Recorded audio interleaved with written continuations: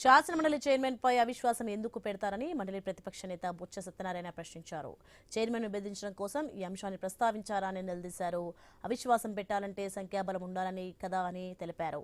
తిరుమల లడ్డూ వ్యవహారంలో తాము చెప్పాలను అంశాలను సభలో ప్రస్తావించామన్నారు. ఈ అంశంలో సీఎం చంద్రబాబు రాజకీయ లబ్ధి కోసం మాట్లాడారని బొత్స విమర్శించారు. ఇక హెరిటేజ్ హిందాపూర్ డైరీ మధ్య సంబంధం ఉందని బొత్స ఆరోపించారు. అందుకే హెరిటేజ్ నేరుగా నెయ్యి సప్లై చేయకుండా హిందాపూర్ ద్వారా సరఫరా చేస్తోందన్నారు. బయట మార్కెట్లో హెరిటేజ్ నెయ్యి 600కు దొరుకుతుందన్నారు. ఇక హిందాపూర్ డైరీ టీటీడీకి 658 రూపాయలకు ఎందుకు సరఫరా చేస్తోందని ప్రశ్నించారు. హెరిటేజ్ ధర తక్కువ ఉంటే కల్తీ నెయ్యి అనుకోవాలా అని నిలదీశారు. నెయ్యి వివాదాన్ని దేవుడే చూసుకుంటాడన్నారు. టీటీడీ చైర్మన్ తప్పుడు వీడియోలు అయితే చర్యలు తీసుకోవాలని బొత్స కోరారు.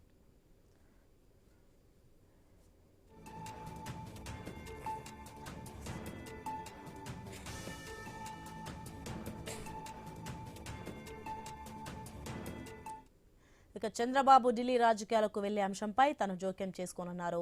ఆయన ఢిల్లీ వెళ్తే పవన్ సీఎం అవుతారేమో అనుకుంటున్నానని బొత్స తెలిపారు. చంద్రబాబు ఏదైనా రాజకీయ ప్రయోజనాలు ఆలోచించే చేస్తారని చెప్పారు. పవన్ కళ్యాణ్ సీఎం చేస్తే రాజకీయ ప్రయోజనం ఉంటుందని అనుకుంటారేమో అన్నారు. ఇక రాజకీయాల్లో ఏదైనా జరగొచ్చని చెప్పారు. జమిలీ ఎన్నికల ప్రచారంపై బొత్స చిట్చాట్లో కీలక వ్యాఖ్యలు చేశారు. ఇప్పుడు ఎన్నికలు వచ్చినా తామే గెలుస్తామని బొత్స ధీమా వ్యక్తం చేశారు.